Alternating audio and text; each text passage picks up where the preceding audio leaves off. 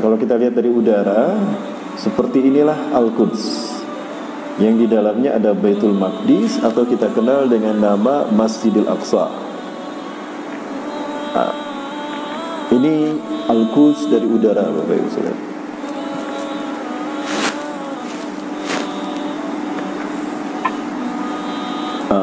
Adapun yang dimaksud dengan di dalam Al-Quds ini ada yang namanya Old City, kota tua, kota para nabi dan rasul.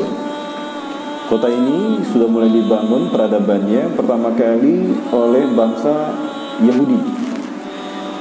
Ya, walaupun sebetulnya dulu itu ada bangsa yang pertama kali menghuni ini, yaitu bangsa Kanaan.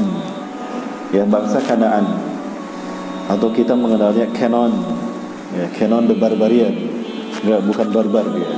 Kanaan, bangsa Kanaan. Nah, mereka tinggal di wilayah yang kemudian Rasulullah menyebutnya Syam. Ya, Syam ini berada di sebelah barat daya Jazirah Arab, bagian atas Jazirah Arab. Pada tahun 1916, Prancis, Inggris, kemudian Rusia, mereka mengadakan perjanjian untuk memecah Syam ini menjadi beberapa bagian, dibagi-bagi sama mereka, dipecah-pecah kayak kue lapis. A'udzubillahi minasyaitonir rajim. Bismillahirrahmanirrahim. Alhamdulillahirabbil alamin wa bihi nasta'inu 'ala umuri dunya waddin. Wassalatu wassalamu ala asyrafil anbiya'i wal mursalin wa ala alihi wa ashabihi ajma'in wa man tabi'ahum bi ihsanin ila yaumiddin. Ma syaa Allahu kana wa ma lam yasha' lam yakun, la haula wa la quwwata illa billah. Amma ba'd. Qala Allahu ta'ala fi kitabihil karim wa bi qawlihi yahtadil muhtadun. A'udzu billahi as-sami'il 'alim minasy syaithanir rajim min hamzihi wa nafthihi wa nafthihi. Ya ayyuhalladzina amanu taqullaha haqqa tuqatih wa la tamutunna illa wa antum muslimun. Atau kama qala ta'ala fi ayatil ukhra wa tazawwadu fa inna khairaz zadi taqwa wattaquni ya ulil albab. Wa qala ta'ala fi ayatil ukhra subhanalladzi asra bi'abdihi laylan minal masjidil haram ila masjidil aqsa alladzi barakna hawlahu linuriyahu min ayatina innahu huwas samiul basir. Wa qala ta'ala fi ayatil ukhra وعد الله الذين آمنوا منكم وعملوا الصالحات لا يستخلفنهم في الأرض كما استخلف الذين من قبلهم وليمكنن لهم دينهم الذي ارتضى لهم وليبدلنهم من بعد خوفهم أمنا يعبدونني ولا يشركون بي شيئا ومن كفر بعد ذلك فأولئك هم الفاسقون. صدق الله العظيم وصدق رسول الكريم ونحن على ذلك من الشاهدين. وقال رسول الله صلى الله عليه وسلم وهو الصادق الوعد الأمين لا تشد رحال إلى ثلاثة المساجد المسجد الحرام ومسجد رسول الله صلى الله عليه وسلم ومسجد الأقصى.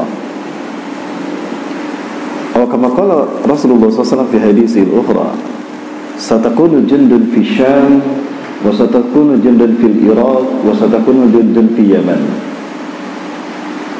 فقال بعض أصحابه يا رسول الله إن وجدنا ذلك بأي جند نجتمع؟ فقال فعليكم بالشام فإن الملائكة باسطة أجنحتها عليها. الحديث كما قال صدق الله العظيم صدق رسول الكريم ونحن على ذلك من الشاهدين. إلى حضرة الكرام الرئيس لقيمين هذا المسجد أي مسجد؟ مسجد المخلصين. لا إلى حضرة الكرام الرئيس لقيمين هذا المسجد المخلصين وإلى العلماء والزعماء الذين يستقيمون في إقامة هذا الدين ولا هذا المسجد المخلصين وإلى إخوتي الكرام من sahabat Lajnah Tanfiz, sahabat La Tahzan Peduli, wa ila ikhwatina al-kiram asy-syabab fi harakah biker subuhan hafizakumullah, وإلى وزراء من الأسكار من أندونيسيا كبولرس أو بولرesta حول هذا المسجد في هذه المنطقة Tanjung Pinang وإلى الأساتذة والأساتذة الحاضرين والحاضرات أحييكم بتحية الإسلام السلام عليكم warahmatullahi wabarakatuh. Merupakan sebuah karunia dari Allah Azza wa Jalla, pagi hari ini kita bisa sholat subuh berjamaah. Terlebih kita bisa melanjutkan kajian subuh kita ini dengan thalabul ilmi, kita bermajelis ilmu. Kita akan coba kaji satu tema terkait dengan Al-Quds, bumi para nabi dan rasul. Tidak sedikit nabi dan rasul dilahirkan di bumi Al-Quds ini. Setidaknya ada 1.500 nabi dilahirkan dan dibesarkan di bumi Al-Quds ini. Maka saya bersyukur kepada Allah Azza wa Jalla, pagi hari ini kita bisa bertemu ya. Apalagi kita memulai hari kita dengan sholat subuh berjamaah. Ini adalah salah satu tiket kita untuk bertemu dengan Allah tanpa hijab. Kata Rasulullah SAW, ketika Rasulullah satu malam di bulan purnama yang indah, Rasulullah SAW melihat bulan yang begitu indah dan Rasulullah tersenyum. Kemudian Rasulullah SAW bersabda, Innakum satarawna rabbakum kama tarawna hadzal qamar. Sungguh kalian akan melihat, bertemu dengan Tuhan kalian. Kalian akan melihat wajah Tuhan kalian begitu langsung berhadap-hadapan, sebagaimana kalian melihat indahnya bulan purnama ini. La tudammuna fi ru'yati. Kalian tidak akan merasa lelah melihat wajah Tuhanmu. Justru kalian akan merasa nikmat, karena itu adalah puncak kenikmatan surga, bertemu dengan Allah tanpa hijab. Nah, barang siapa yang ingin bertemu dengan Allah tanpa hijab, maka hendaklah menjaga sholat subuh berjamaah. Alhamdulillah kali ini yang kedua kalinya saya berangkat ke masjid sholat subuh bersama biker subuhan, pakai motor ya. Allahu Akbar. Subuh pertama saya di Batam ya, di masjid di Beverly ya, masjid apa itu, Al-Azhar Beverly, Batam. Itu juga pakai motor bersama biker subuhan. Saat itu ada 200 orang buat hadir ya, Alhamdulillah 200 orang hadir. Kayaknya kalau pintu surga dibuka, yang masuk duluan biker subuhan ya, saya lihat di jaket-jaket mereka Road to Jannah. Nah, Road to Jannah, ride to Jannah, mengendarai ke surga, ya betul? Ah, betul. Baik to Jannah. Insyaallah penasaran. Maka dari itu kita motivasi teman-teman kita yang hari ini masih tidur ya. Kita motivasi teman-teman kita pemuda, yuk bangun. Karena simbol kemenangan kita adalah dimulai dari salat subuh berjamaah. Bahkan nanti Islam akan zohir apabila salat subuh berjamaahnya sama dengan salat Jumat. Ini udah sama dengan salat Jumat, Pak? Belum kayaknya ya. Berarti masih jauh nih kemenangan kita ini. Jadi seru teman-teman, agar mereka tidak lalai, tidak lengah, bangun dan kita salat subuh berjamaah. Baik Bapak Ibu rahmati Allah Subhanahu wa taala, yang saya hormati dan saya muliakan karena Allah, pimpinan Takmir Masjid Al-Mukhlisin ya, yang dirahmati Allah, juga yang saya hormati dan saya muliakan karena Allah, para sesepuh, para tokoh yang saya hormati dan saya muliakan Allah, Bapak Kepolisian atau Babinsa, dan juga yang saya hormati dan saya muliakan karena Allah, rekan-rekan dari biker subuhan ya. Pertama kali saya berangkat subuh pakai motor bersama biker subuhan itu dengan biker subuhan Tasikmalaya. Saya itu merayakan ulang tahunnya yang kedua, miladnya yang kedua ya. Alhamdulillah, berarti sudah 3 kali saya naik motor bersama biker subuhan. Baik, insyaallah nanti kita terus, bahkan mudah-mudahan nanti kita naik motor biker subuhannya di Masjidil Aqsa. Amin. Amin insyaallah. Bapak Ibu rahmati Allah Subhanahu wa taala, alhamdulillah saya Rahmat Baikuni. Saya lahir di Bandung, besar di Bandung, dan hari ini pun saya tinggal di Bandung. Ibu saya dari Sunda, Jawa Barat, Bandung, sementara ayah dari Bandung cuma turunan Padang, Bukit Tinggi, Sungai Puat ya, Sumatera Barat. Kemudian saya tinggal di Bandung dan aktivitas selama ini ya menjadi penceramah. Ya, saya ini pengacara, pengangguran banyak acara, Bapak Ibu ya. Yang hidupnya pas-pasan, pas butuh pas ada, pas pengen terbang naik pesawat ada, bisa. pas pengen makan enak ada, ya, pas pengen naik jalan-jalan ke Tanjung Pinang ada, alhamdulillah. Cuma satu yang pas pengen, pas tidak bisa, pas pengen nikah lagi, pas nggak bisa. Baik, Bapak Ibu yang Allah, kita kali ini akan membahas tentang Al-Quds. Ya, Al-Quds adalah istilah bagi satu wilayah yang berada di Yerusalem. Sebetulnya Al-Quds inilah satu kota, belum ada sebutan Yerusalem. Tapi begitu Yahudi mengambil alih wilayah Palestina, maka Al-Quds ini diberi nama oleh orang-orang Israel dengan nama Ursalim, lalu dirubah namanya menjadi Yerusalem. Nah, kalau kita lihat dari udara, seperti inilah Al-Quds, yang di dalamnya ada Baitul Maqdis atau kita kenal dengan nama Masjidil Aqsa. Nah, ini Al-Quds dari udara, Bapak Ibu Saudara.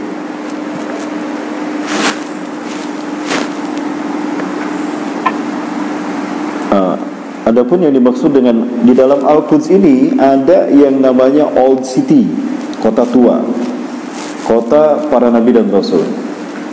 Kota ini sudah mulai dibangun peradabannya pertama kali oleh bangsa Yahudi. Ya, walaupun sebetulnya dulu itu ada bangsa yang pertama kali menghuni ini, yaitu bangsa Kanaan. Ya, bangsa Kanaan, atau kita mengenalnya Canaan. Ya, Canaan the Barbarian. Enggak, bukan barbar dia.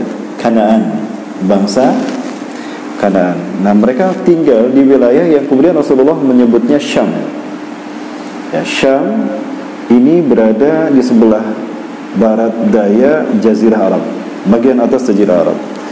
Pada tahun 1916, Prancis, Inggris, kemudian Rusia, mereka mengadakan perjanjian untuk memecah Syam ini menjadi beberapa bagian, dibagi-bagi sama mereka, dipecah-pecah kayak kue lapis. Namun Rusia mundur pada tahun 1916 itu karena terjadi revolusi Bolshevik di negaranya, sehingga yang membagi dua ini hanya Prancis dan Inggris. Maka dipecah menjadi 4 negara sampai hari ini. Palestina, Jordania dikuasai sama maaf, saya nggak kuat sama kipas angin, Bapak Ibu ya. Kalau ada kipas angin selalu aja batuk, Bapak Ibu. Tapi nggak apa-apa, karena kita kan berakhir. Jadi mohon maaf batuk. Tadi malam saya nggak batuk ya. Dan rapid test saya non-reaktif. Ya, non-reaktif, makanya saya bisa masuk. Suhu saya tadi dicek 36,3. Aman ya? Aman, baik.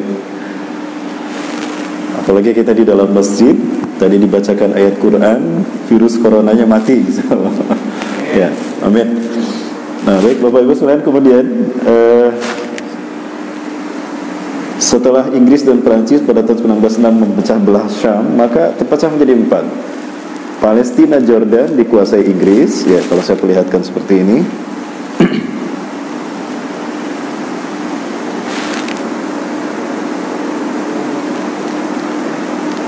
Nah, kalau kita lihat wilayah Syam itu dari sini. Ini Syam namanya.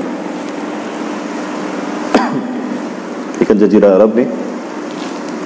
Ini Jazirah Arab, ini Turki, Jazirah Arab seperti ini. Kemudian ini Irak. Nah, Syam tuh ini. Nah, inilah Syam. Ini Suriah, Lebanon, ini Gaza, ya, Palestina, dan ini Jordania. Ya. Nah, Palestina seperti ini para sekalian. Nah, ini Al-Quds yang tadi kita lihat, dan ini dan Laut Mati. Ya, ini Danau Tiberias. Dulunya tidak ada laut, tapi karena kaum Sodom dan Gomorrah, kaum Nabi Lut melakukan LGBT, maka Allah hukum mereka, Allah tenggelamkan mereka ke dalam bumi. Lalu Allah perintahkan air keluar dari bumi dan dari langit, dan gunung-gunung yang ada di sekitarnya diruntuhkan sehingga menjadi garam di sini. Ini banyak garam, sehingga disebut Laut Mati. Karena jangankan cebong, Bapak Ibu ya, kok ada istilah cebong nih. Jangankan ke cebong, bakteri pun tidak bisa hidup. Jadi memang tidak ada kehidupan. Bahkan ketika kita berenang, walaupun hanya sampai lutut airnya, kita terapung, Bapak Ibu, karena kadar garamnya tinggi. Nah, ini Palestina. Inilah Syam, Lebanon di atas, Suriah, kemudian Jordan, dan inilah Palestina. Ya, dan ini Laut Mediterania. Nah, Palestina ini disebut dengan the heartland of the world, ya, jantung dunia. Kenapa demikian? Ya, karena siapapun yang menguasai Palestina, dia akan menguasai dunia. Maka Israel ingin menguasai dunia, maka dia ingin menguasai Palestina terlebih dahulu. Karena kalau Palestina mereka kuasai, maka mereka akan menguasai dunia. Tapi sampai hari ini mimpi mereka dan ambisi mereka tidak terwujud. Belum terwujud juga, karena dari 12 provinsi di Palestina, satu yang belum mereka kuasai, yaitu Gaza. Gaza belum mereka kuasai. Ini luas geografi dari Palestina, ya. Luasnya subhanallah. Ini tidak lebih besar daripada Jawa Barat, Bapak Ibu, ya. Dan kalian jumlah penduduknya seperti ini demografinya. Dan ini dilihat dari sisi pegunungannya, topografinya dari atas bumi, dari atas udara, ya. Terkenal dengan nama Ardu Kanaan. Kenapa disebut Palestina? Disebut Palestina karena ditemukan saat itu ada kapal para pelaut Mesir. Kapal para pelaut Mesir ini terdampar di Laut Tengah Mediterania, pas di dataran di perairan, maksudnya di pantai Palestina, Gaza. Nah, di sana tertulis FLST, Fa Lam Sin Po. Ya. Kemudian orang-orang Arab berikutnya memberinya dituliskan Filistin. Nah, mereka kan disebut Palestina, seperti itu.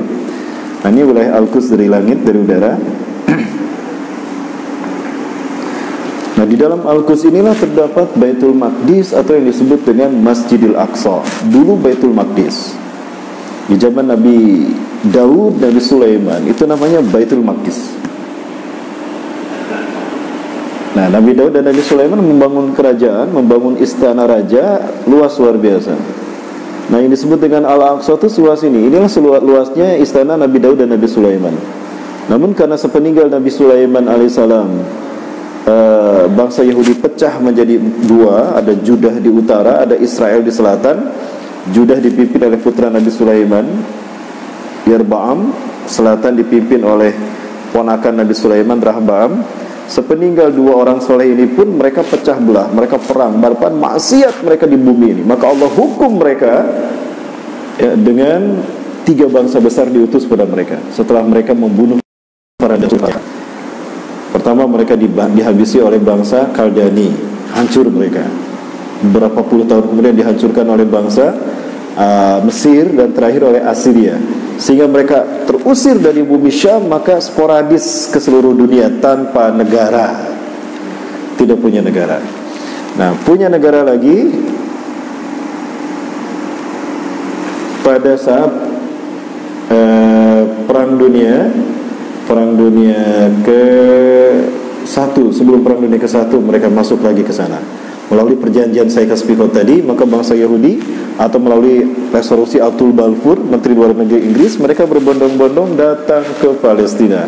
Setiap bulannya 1.000 orang, 2.000 orang datang ke Palestina. Maka mereka merampas tanah milik Palestina, menghancurkan rumah saudara-saudara kita diusir, yang tidak mau pergi dibantai. Lalu mereka memperluas wilayah sampai hari ini.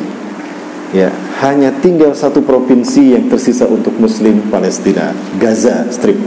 Sehingga Palestina sekarang terbagi 2, ada Gaza Strip, jalur Gaza, ada West Bank. Nah, di dalam West Bank inilah terdapat, di West Bank itu tepi barat, ya, dan inilah terdapatnya Al-Quds. Nah, kalau kita lihat seperti ini, luasnya adalah 144.000 meter persegi. Di dalamnya ada Masjid Kibli. Disebut Masjid Kibli karena di masjid inilah, Bapak-Ibu sekalian, kaum muslimin di zaman Rasulullah salat menghadap ke Ka'bah pertama kali, salat asar di masjid ini. Ka'bah ada di bawah, maka salatnya ke bawah, menghadap ke bawah. Tadinya ini kiblat itu yang pertama. Nah, maka dinamakan Masjid Kibli. Yang kedua, Masjid Dome of the Rock. Disebut Masjid Dome of the Rock karena di dalamnya terdapat batu yang dinaiki Rasulullah SAW ketika naik ke langit, Miraj ke Sidratul Muntaha. Batunya cukup besar, bisa dari dinding yang sebelah sini, dinding lantai 2 ini sampai ke saya, atau lebih besar lagi sampai ke situ, Bapak. Dan di bawahnya ada ruangan karena memang batu ini terapung. Kemudian dibangun, dihimpit sehingga dia tetap pada posisinya, tidak ke bawah. Memang tidak bisa jatuh ke bawah. Ya. Nah kemudian yang ketiga ada Masjid Marwani. Disebut Masjid Marwani karena di masjid ini dibangun oleh Marwan bin Abdul Malik sebelumnya.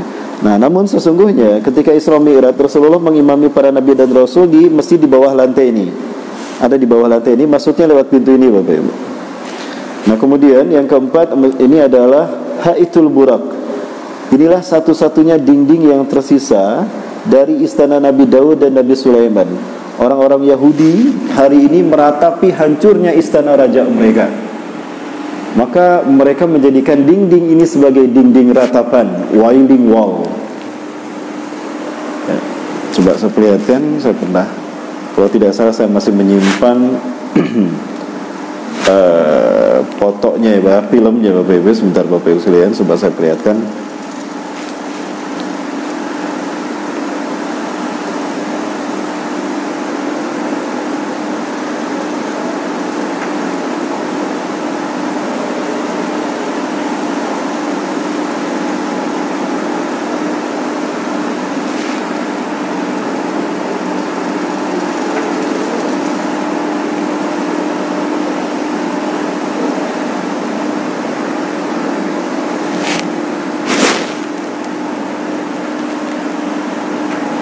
Ini dia Wailing Wall. Bismillahirrahmanirrahim. Ini dia dinding ratapan atau Wailing Wall. Dan alhamdulillah ternyata kami bisa memasukinya dengan izin Allah. Banyak sekali komunitas Yahudi dan Kristen di sini. Dan Arab juga, bahkan Cina juga ada. Alhamdulillah sekarang ternyata bisa dimasuki oleh siapapun. Ini sinagoga. Hampir di mana-mana ada sinagoga kecil. Ini sinagoga besar.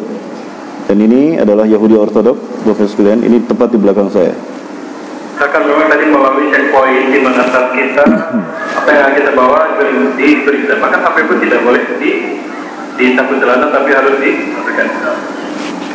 Saya mencuri-curi waktu Bapak sekalian, mencuri-curi momen HP saya pulakan, kamera saya simpan di sini dan saya tutup dengan sorban.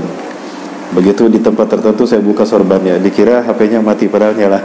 Karena tidak boleh kita minum begini ditangkap sama askar Israel ya, sama tentara Israel. Baik Bapak Ibu mata Allah.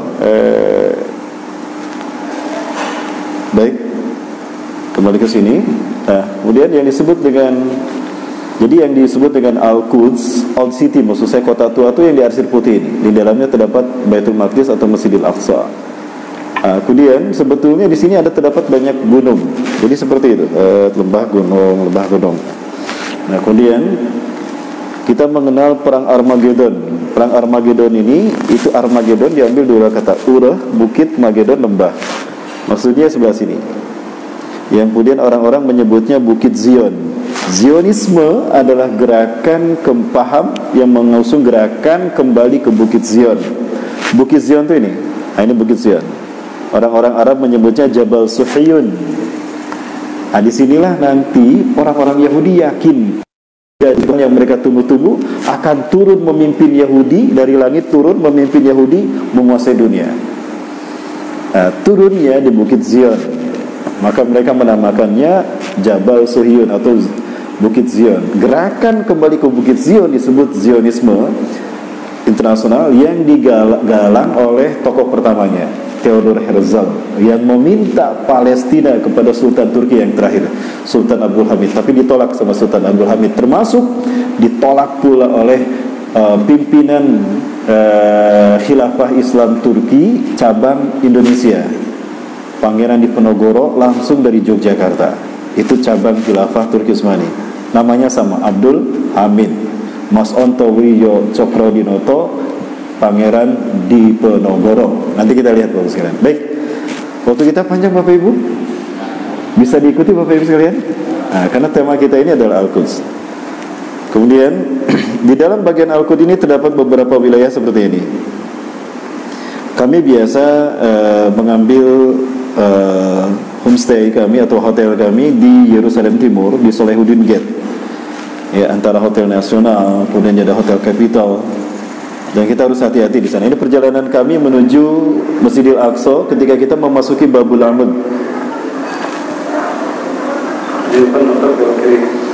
Inilah yang disebut dengan kota para nabi. Jadi suasananya Bapak Ibu sekalian masih seperti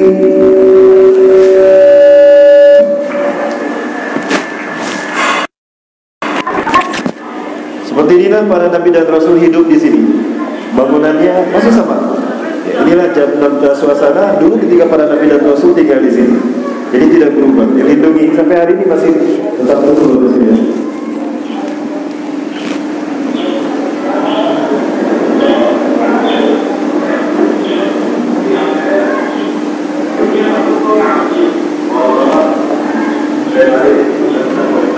Itu ketan. Ketan ya? Nah ini ketannya. Ada bawang bombay gitu. Bukan ketan, bawang bombay, cuma beda bukan. Seperti bawang bombay yang lain.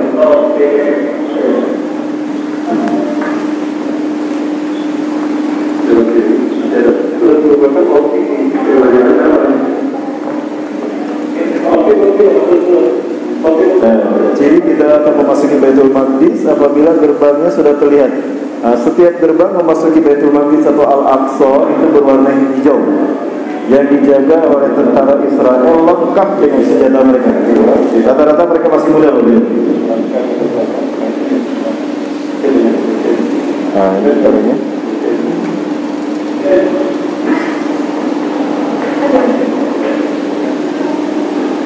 Nanti yang berdiri di sini insyaallah baik kesubuhan yang berdiri di sini. Amin. Allahu Akbar. Kita berangkat bersama sahabat dan tahajud dulu ya. Yang mau berangkat sholat Rabu tanggal 3 Maret kami akan berangkat kembali ke sana. Kita akan sholat berjamaah juga. Bawa bendera merah putih dan panji tauhid kita kibarkan di sana. Dan kita tekankan bahwa kita akan memerdekakan kiblat kita yang pertama dan merebut jadi bangsa Indonesia ini. Allahu Akbar. Lanjut Bapak Ibu, masih lama ya?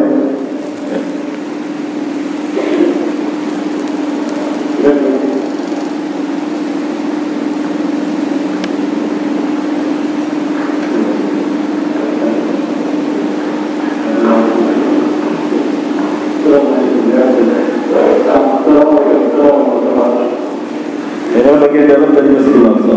Sudah terlihat suasananya. Ramah-ramah mereka. Orang presiden yang sudah tua. Yang boleh sholat di sini adalah orang tua. Usia 40 tahun itu nggak bisa. 50 tahun ke atas. Kenapa yang boleh 50 tahun ke atas? Jadi kalau macam-macam diperangi gampang, diajak berkelahi gampang. Karena sudah kakek-kakek, nenek-nenek. Pemuda nggak bisa masuk ke sini, kecuali orang-orang non Palestina. Ya, boleh masuk ke sini. Namun orang-orang mereka tidak mau masuk ke ini karena orang-orang dibenci sama orang Palestina. Kenapa demikian? Karena mereka membiarkan Palestina jatuh ke tangan Yahudi dan sepakat. Bahkan mereka yang menentukan Turki Utsmani sehingga Palestina jatuh ke Yahudi Israel. Nah, siapa sebetulnya Yahudi Israel? Turki Utsmani pada Allah. Kita lihat ada satu bangsa hari ini mereka yang sangat berambisi untuk menguasai. Tapi sebelum kita bahas itu, kita jalan-jalan dulu sedikit ke Masjidil Aqsa. Mau Ibu? Kita jalan-jalan dulu sebentar ke Al-Quds. Ini perjalanan kita sudah berada di dalam. Ini perjalanan menuju Qubbatus Sahra. Begitu masuk kita lihat Qubbatus Sahra berwarna kuning. Ya, Sahra itu emas kuning. Itulah emasnya. Itu betul-betul masuk ya.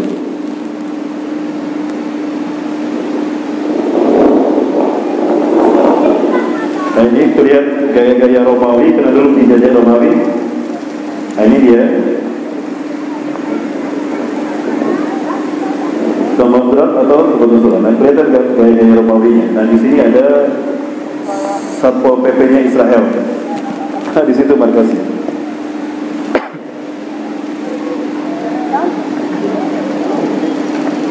Dan ini perjalanan ke Masjid Qibli. Ya, sekali saya iseng. Ini garis Palestina, cantik-cantik waktu itu. Susah dicari yang jelek.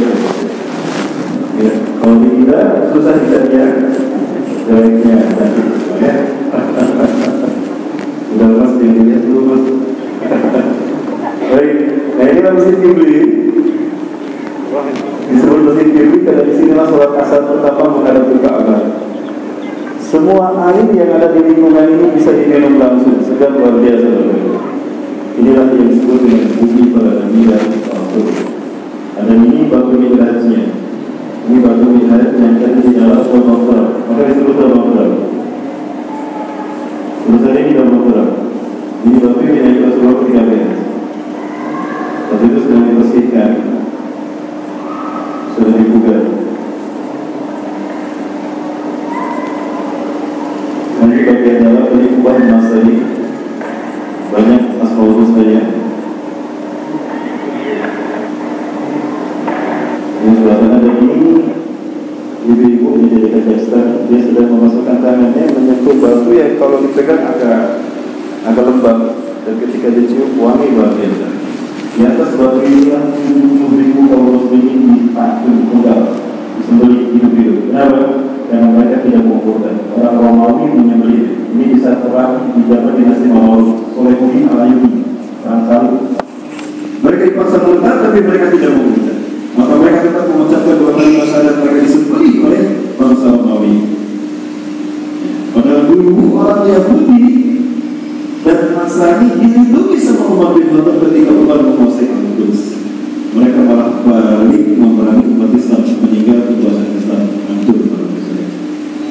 Berikutnya kita lihat satu bangsa yang ternyata mereka sangat berambisi untuk menguasai Al-Quds. Siapa mereka?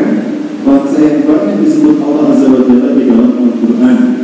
Kalau kita buka surat Al-Baqarah,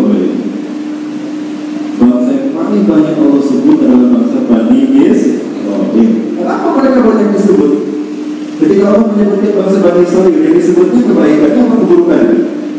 Keburukannya, karena mereka ini bangsa yang buruk luar biasa. Para nabi mereka ada yang dibunuh, disembelih seperti Nabi Musa saja mereka kasih mati, saja gitu.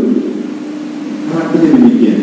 Bangsa ini yang ambisi untuk menguasai Al-Aqsa, karena mereka yakin Tuhan yang mereka tunggu-tunggu ini akan turun tidak lama lagi di sana.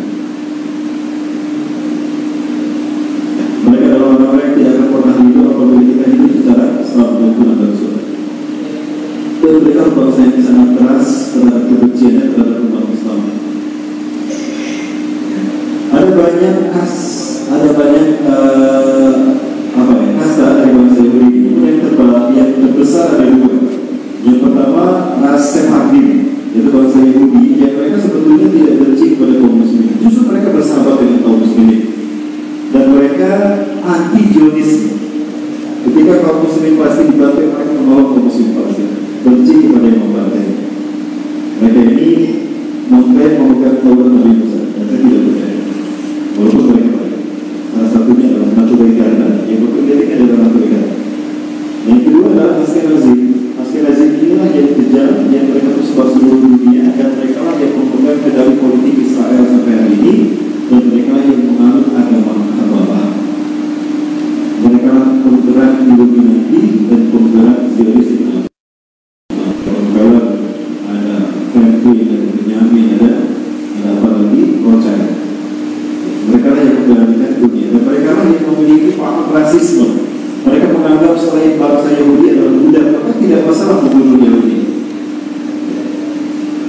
Dan ini mereka bersuara. Di antara perjalanan kami ke Israel seperti ini.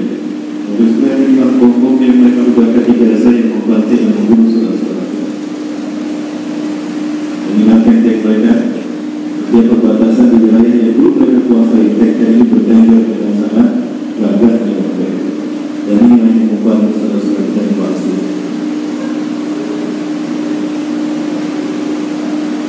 Tiap hari, tiap saat selalu ada bom seperti ini. Karena mereka sangat berambisi untuk menguasai Palestina. Dan inilah yang menjadi fakta kekejaman mereka. Sebetulnya mereka adalah teroris yang sesungguhnya, tapi mereka tidak mau disebut teroris. Justru kita lah yang disebut teroris oleh mereka karena menghalangi kita. Profesor Petrusyan Kedua Herman di dalam World Business mengatakan terorisme adalah tindakan kekerasan atau ancaman kekerasan yang ditujukan pada penduduk sipil untuk mencapai tujuan politik. Apa yang dilakukan Israel kepada Muslim Palestina, terutama anak-anak, ini adalah suatu bentuk terorisme. Lalu PBB tidak berani menghukumi Israel, tidak berani menghukumi Yahudi. Betapapun mereka sudah jelas melakukan pelanggaran hak asasi manusia, pembantaian, genosida terhadap Muslim Palestina. ada 300 resolusi PBB yang mendukung bangsa Yahudi, tapi tidak diwujudkan sampai di kelompok Yahudi tidak. Baca di video. Ada 3 target dari bangsa Yahudi terhadap Palestina ini. Caranya apa Bapak sekalian? 1, wansut ukian. 1 peluru ditembakkan, 2 mati. Tujuannya adalah membidik wanita hamil. Maka sekali peluru menembus rahimnya yang mati 2, ibu dan janinnya. Proyek yang kedua adalah kill the girls, bunuh para gadis supaya mereka tidak sampai menikah. Salah satunya ini dia maksudnya. Kidnap the children yang ketiga, kidnap the children ini yang ketiga. Culik anak-anak dan ambil organ mereka sehingga anak-anak ini tidak pernah tumbuh dewasa. Beginilah cara mereka mengurangi jumlah penduduk Palestina. Dan mereka tidak segan-segan menculik gadis-gadisnya sebetulnya baik-baik dan mereka curiga. Maksudnya adalah ini Israel Bali. Saya berada di dalam bus ketika ini terjadi dan tembakannya terdengar, tapi terlalu tinggi. Ya. Dan mereka menuduh bahwa gadis-gadis ini membawa pisau untuk menikam para tentara Israel. Padahal tidak ada Bapak Ibu. Tujuannya mereka ingin menghabisi para gadis. Apabila ada gadis-gadis yang masuk ke kerumunan Yahudi atau ke pernikahan, di situ mereka. Dan ini detik-detik contoh di mana gadis-gadis ini dibunuh. Inilah Israel Bali dalam waktu yang saya tidak. Ini Israel Bali. Itu membawa pisau, orang Yahudi itu di antara tentara mereka menjatuhkan pisau begitu dalam. Itu pisaunya ada pada bukan dari mereka, bukan dari gadis Palestina. Tapi begitulah mereka. Anak cucu kami dan kita. Begini cara mereka menghabisi warga Palestina hari ini.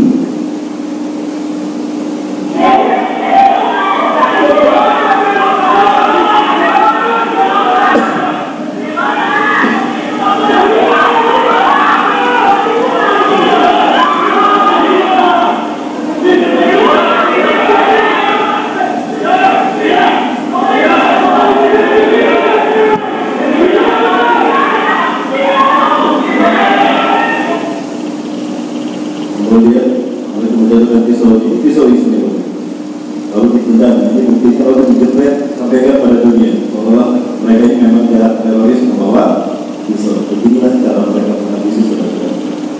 Wah, selamatkan mereka Pak. Berarti hidup sama Israel. Siap menyelamatkan mereka. Tanggal 3 Maret ya, tahun depan akan bersama saya siap nampung dari Israel. Siapkan untuk tinggal di sana, tidak balik lagi.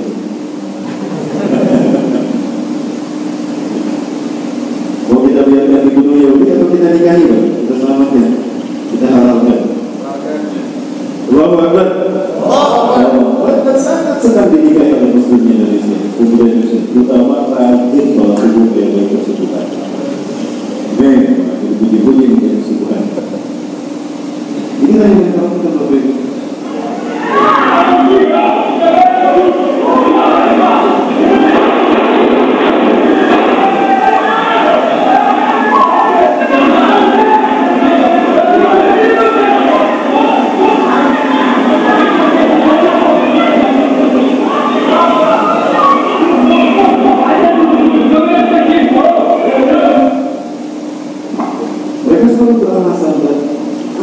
PBB selalu percaya dan tidak pernah menghukum mereka karena PBB dalam bagian dari mereka juga bagi kadang-kadang instrumen politik PBB mana-mana berpikiran pada akhirnya kondisi umat Islam dunia kondisi umat Islam Palestina. Sesuatu yang saya malu ketika kita hanya bisa melihat saja dari jauh tanpa bisa melakukan hal yang berarti untuk menyelamatkan mereka. Di antara mereka juga ada salah membawa yang betul membawa karena mendapatkan hadiah hafal Quran 30 juz. Pulang dari sana dia berjalan ketemu dengan tentara Israel di gunung dengan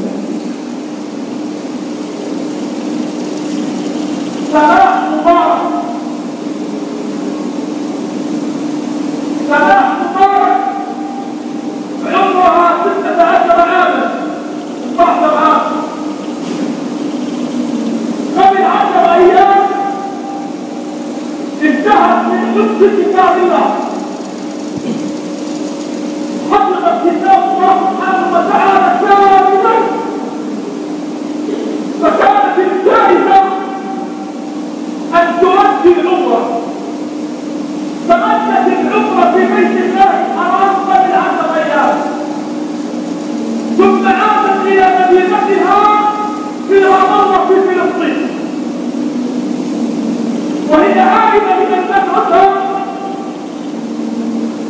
مرت على حادث من الحوادث اليهودية، فطلب منها أن تخلع رقابه،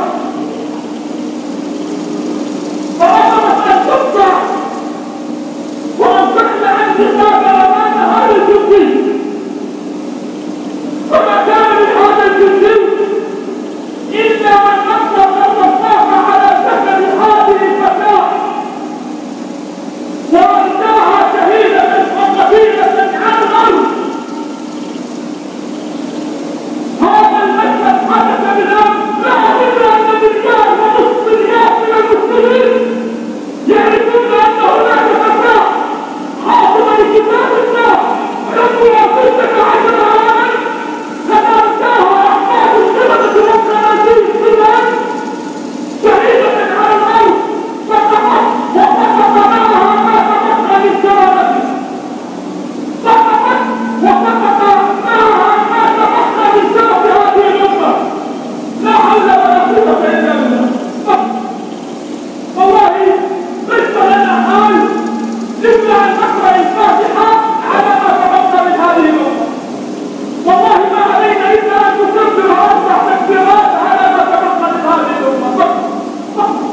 الخطر الأول في الإعلام، الخطر الأول في الأخبار، الخطر الأول في الفضائيات، فلان قال وفلان قال. Jadi sama-sama dan berikut ini saya perlihatkan sama-sama yang menjadi syahid dalam Allah. Inilah buah dari Yahudi dan Barat ketika memimpin dunia.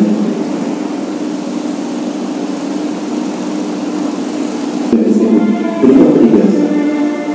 Sementara kita mayoritas di muka bumi, Bapak Ibu, beginilah dahsyatnya ketika kita berpecah belah. Padahal kita adalah ummatan wahidah. Maha benar Allah yang telah berfirman di dalam Al-Quran. A'udzu billahi minasyaitonir rajim. Walladzina kafaru ba'duhum awliya'u ba'd illa tafaluhu takun fitnatun fil ard wa fasadun kabir. Orang-orang kafir, musuh-musuh Islam, mereka bersatu padu memerangi kita. Jika kalian umatku tidak berjamaah bersatu dalam satu cakra komando imam atau khalifah, maka akan terjadi fitnah di muka bumi. Inilah fitnahnya, dianggap pulangnya nyawa orang beriman, dianggap pulangnya nyawa kaum muslimin. Wa fasadun kabir, dan terjadi kerusakan besar. Rumah Allah mereka hancurkan, dan kita nyaman tinggal di negara kita. Siapkan hujah kita di hadapan Allah. Jika mereka menuntut kita, ya Allah, kami tidak ridho Engkau berikan pahala kepada muslim di Indonesia. Wajah mereka takwa, wajah mereka soleh, mereka aman, mereka nyaman, mereka tenang. Kami tidak bisa sholat karena kami dibantai. Rumah masjid kami, rumahmu dibantai, dihancurkan oleh mereka. Bagaimana kami bisa menjadi orang yang soleh? Kami tidak terima mereka diberikan surga, ya Allah, sebelum mereka menunaikan apa yang menjadi hak kami. Allahu Akbar. Tunjukkan kepedulian kita. Jika tidak, siapkan hujah yang bisa menyelamatkan kita di hadapan Allah nanti. Jika mereka menuntut kita karena kita diam saja, tidak membela mereka. Ingat Rasulullah SAW bersabda, "Man istaqalla wa lam yahtam bi amril muslim falaysa minni." Siapa yang bangun di pagi hari tidak terbesit sedikit pun peduli kepada umat Islam dan nasib mereka, dia bukan umatku. Lalu dari segi apa yang akan membuat Rasulullah bangga kepada kita?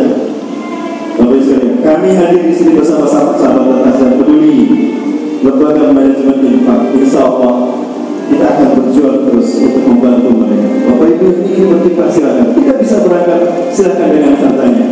Ustaz, saya titip harta saya ingin harta saya ini sampai membantu mereka, dan akan saya tulis kembali di surga bersama mereka. Amin. Mohon maaf Bapak Ibu, ini aslinya saya mulai keluar. Bapak Ibu sekalian, saya tidak pernah menyaksikan ini setiap satu saat saya kesana.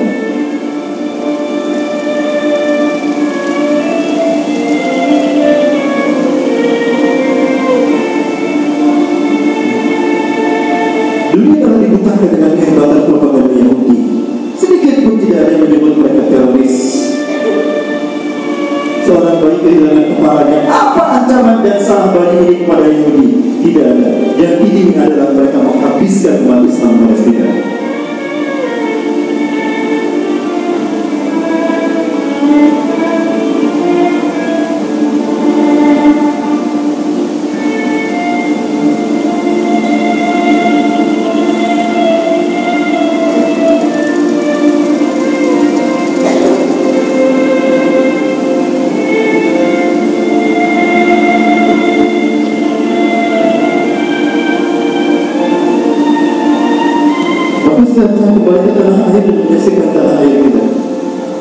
Kalau di Palestina, di Suriah mereka habiskan dan syahid dibantai musuh-musuh Islam. Kita dihabisi di Indonesia, dihabiskan oleh bencana, tsunami, banjir, meletus gunung karena kemaksiatan kita. Pada kita negara mayoritas. Bangunlah para saudara. Kita ambil kembali izah kita sebagai Muslim hamba Allah. Masih ada kesempatan untuk kita bertobat dan berhijrah. Allahu Akbar. Baik.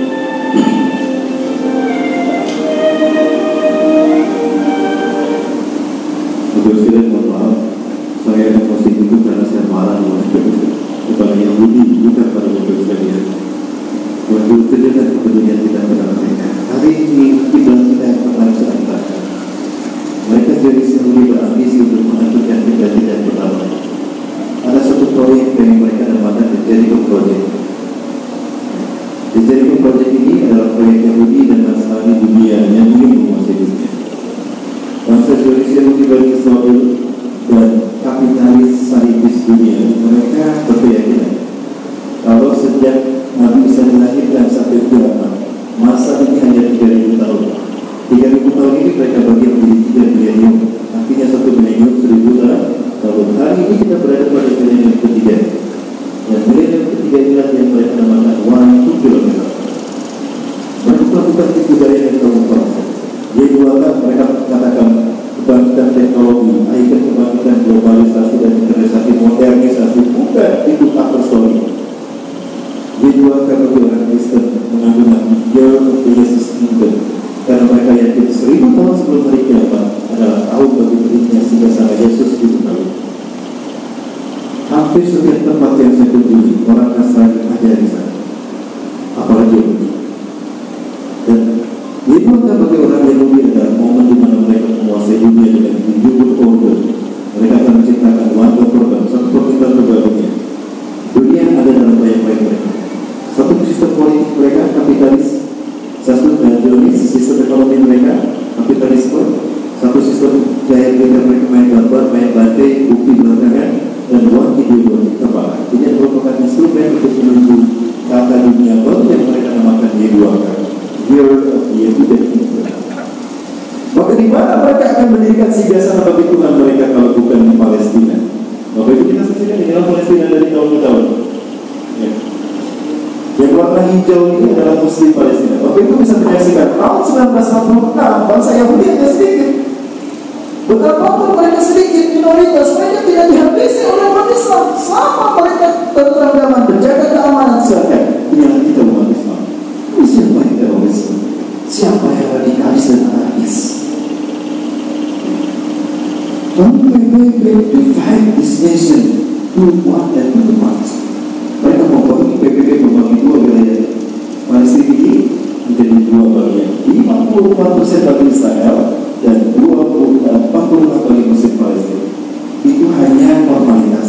Karena setiap terus melawan yang dibuktikan sehingga habis yang tersisa mana. Jangan sampai kita mengalami hal yang sama. Karena neokapitalisme dan neoimperialisme ada di depan kita hari ini. Betul? Maaf saya sampaikan hadis Rasulullah SAW. Rasulullah bersabda, "Tataku satu, tataku qatil qauman, sibul al-ayu, junduhum ahmad, zulfarul, wujud al-majal dan beberapa." Ini kata Rasulullah, bukan kata saya. Jadi kalau mantap-mantap kata Rasulullah SAW dengan saya. Tataku satu, tidak akan terjadi hari kiamat sehingga kalian akan berperang dengan satu bangsa, sipit mata mereka, merah kuning mereka, pesek hidung mereka, lebar wajah mereka. Sudah datang belum mereka ke bangsa itu? Dan yang biarkan kita bernasib sama seperti Palestina dan jangan kita menjadi Palestina kedua. Bangkit kepada Tuhan. Hanya kita yang peduli kepada kedaulatan NKRI dari Sabang sampai Merauke. Betul? Bangkit terus. Hanya kita yang peduli kepada bangsa ini. Sampai berani kita menjual bangsa ini. Langkahi mayat kita. Kalau kalian ingin menguasai dan kita, betul? Allah Akbar. Maaf belakang kami, Pak. Kami siap berjuang sebagaimana mereka. Kami putri bersahid. Kami mencoba surya di tanah putih. Alhamdulillah. InsyaAllah. Kemudian kepada Allah SWT, mereka mengincar ini. Mata mereka menggunakan menyatakan mulut Donald Trump dengan mengatakan, "Today I recognize that Jerusalem is the capital of Israel." Hari ini kami putuskan bahwa Yerusalem adalah ibu kota Israel. Oh, ini artinya mereka akan memberikan Al-Quds kepada Zionis Yahudi, dan kalau itu sudah mereka kuasai, maka kiblat kita pertama ini akan segera menyatu dan akan mereka gantikan dengan seorang tempo untuk belajar yang mereka tuntut. Jangan salah, Yahudi sekarang sedang bersuka cita sebetulnya karena mereka yakin raja yang mereka tuntut sebentar lagi akan datang. Bukan hanya ini, Palestina yang akan mereka kuasai di keistana ini sudah berdiri tegak, karena mereka akan menguasai seluruh dunia termasuk negara kita dalam kan mereka di New Order. Maka iblis dan Dajjal saat itu menang apa itu. Kira-kira insya Allah kita Indonesia di bawah bimbingan para ulama dan terbaik tidak akan pernah membiarkan mereka menguasai Palestina. Betul? Baik, saya sampaikan kembali bagaimana semangat Raja Sultan Abdul Hamid ketika Theodor Herzl meminta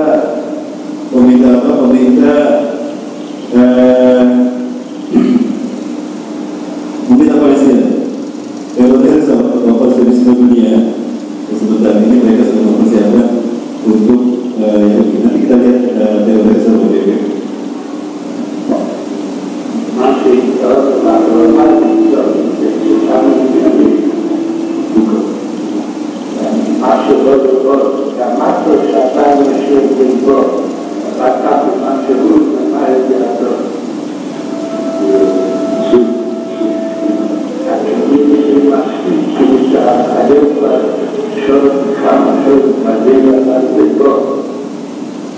Kenapa ini belum digadangkan? Karena istananya belum ada. Jadi sebetulnya Dajjal sedang marah sama Yahudi. Mana istana saya kok belum beres juga?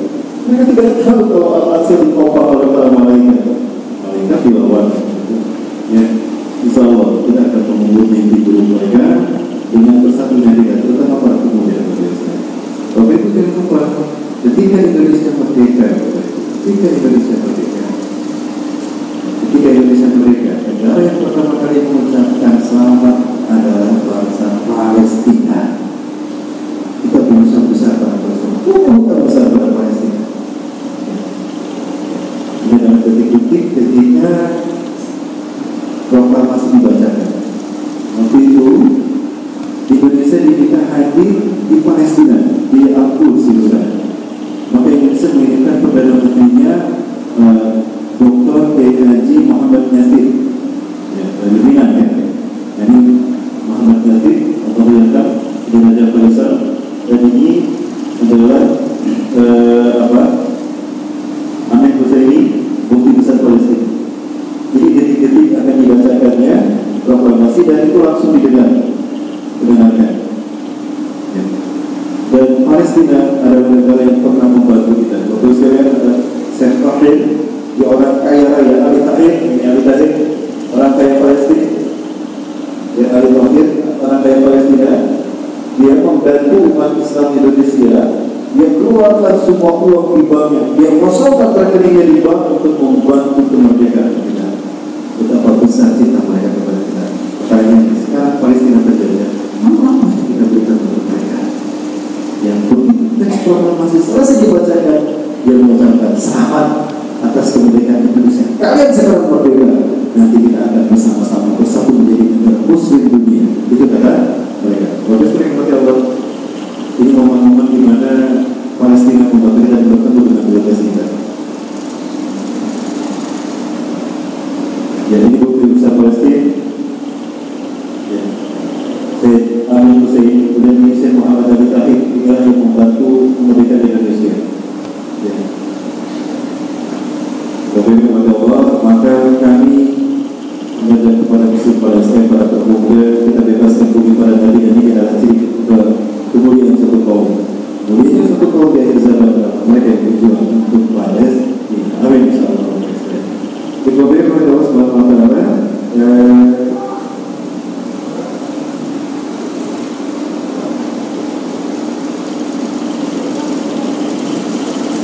Berikut ini saya sampaikan satu penyemangat, ya, satu fakta di mana ketika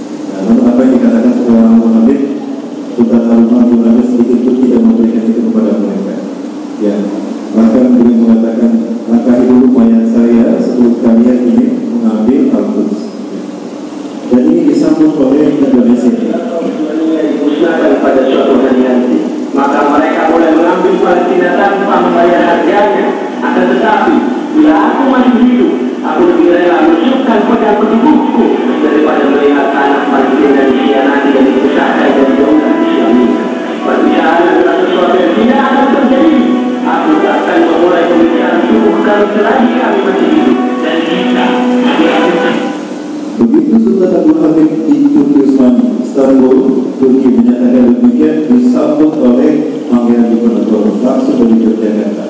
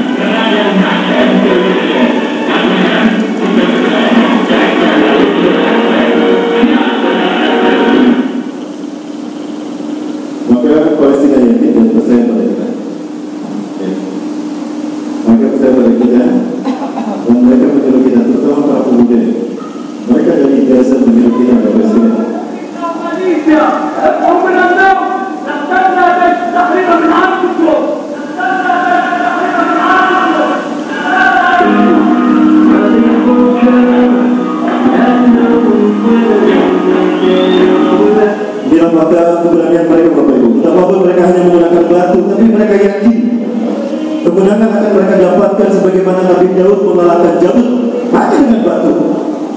Mereka yakin bahwa Allah yang disembah oleh mereka hari ini adalah Allah yang dulu menumbangkan Jalut, yang menumbangkan Abraha, yang menumbangkan Namrud dan Fir'aun. Maka hari ini tidak tertutup kemungkinan mukjizat itu akan kembali terjadi. Betul? Manakala kita sungguh-sungguh untuk bangkit memperjuangkan mereka. Bapak-Ibu bagi Allah, saya minta saudara sebentar lagi. Maka inilah respon kita ketika Amerika mengatakan dan Israel mengklaim Yerusalem ibu kota mereka. Maka inilah respon kita umat Islam Indonesia. Dan inilah momen-momen di mana kita bersatu, Bapak Ibu, untuk membebaskan bumi para nabi dan rasul. فقد أعلموا ذلك التعهد بأكبر حشد جماهيري في العاصمة جاكرتا، وقد استفزهم إعلان الرئيس الأمريكي دونالد ترامب باعتباره القدس عاصمة لدولة نسلية، فاستمرت احتجاجاتهم لليوم العاشر على التوالي في مختلف أنحاء البلاد. They were always free. يتم الشعب الإنجليزي كل ممتاز والقدس الختام من أجل تحقيق إندونيسيا. Yang ini disaksikan oleh seluruh muslim Palestina. Mereka menghentikan aktivitas mereka berarti menyaksikan kita. وعبر الحشد الأضخم في أكبر بلد مسلم عن موقف موحد للحكومة والشعب تجاه رفعة اليوم من أجل تحرير فلسطين، من أجل تحرير مسجد الأقصى، من أجل تحرير القدس.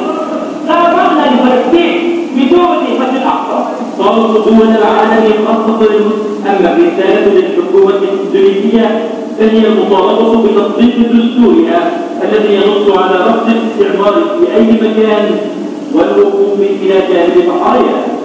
اختار القادة الإندونيسيون ساحة الاستقلال في جاكرتا لإعلان وحدتهم من أجل القدس وفلسطين، وأكدوا لشعبهم أن مهمتهم في دفع الاستعمار لن تكتمل بل أن تحرر فلسطين نهائيا وتكون القدس عاصمة لها.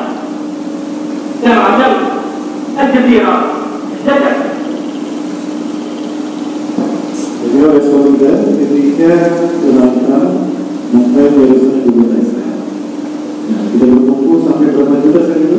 Ada yang hadir juga? Ada. Karena kalau tidak salah 11 juta hadir saat. Dan apa respon Muslim Palestina ketika menyaksikan jutaan kaum Muslim Indonesia yang hadir untuk mengatakan semangat penolakan dan tetap menyatakan Yerusalem Al-Quds adalah ibu kota Muslim Palestina. Ini respon mereka kepada kita Indonesia.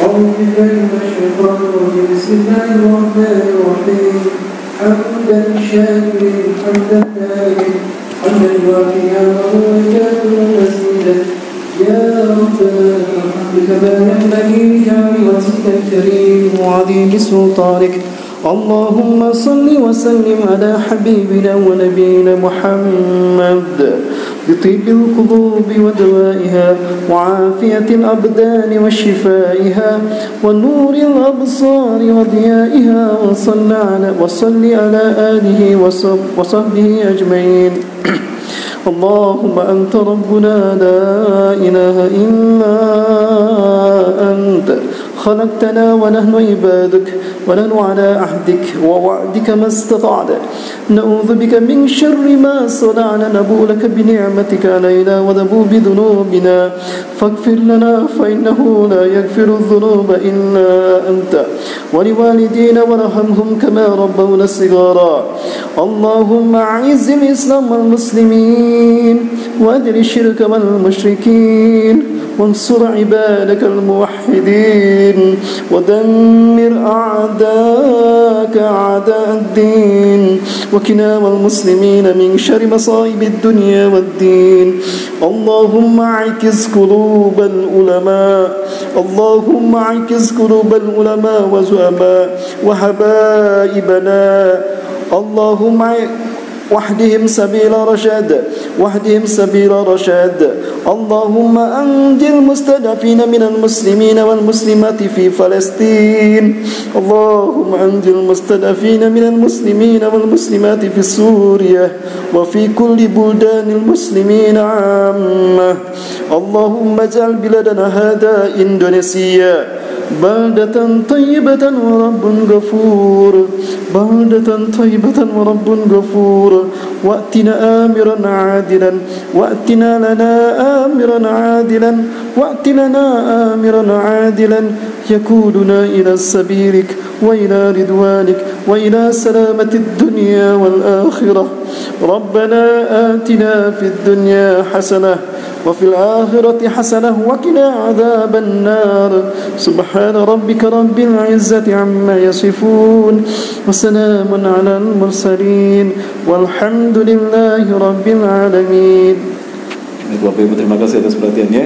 Terima kasih kepada DKM Al-Muflihin yang telah memberikan kesempatan memfasilitasi kami. Terima kasih kepada semuanya. Baik Subuhan, terima kasih banyak. Insyaallah kita tidak akan pernah berhenti bergerak sampai bumi Palestina merdeka. Allahu Akbar. Terima kasih banyak. Assalamualaikum warahmatullahi wabarakatuh. Baik Subuhan. Allahu Akbar.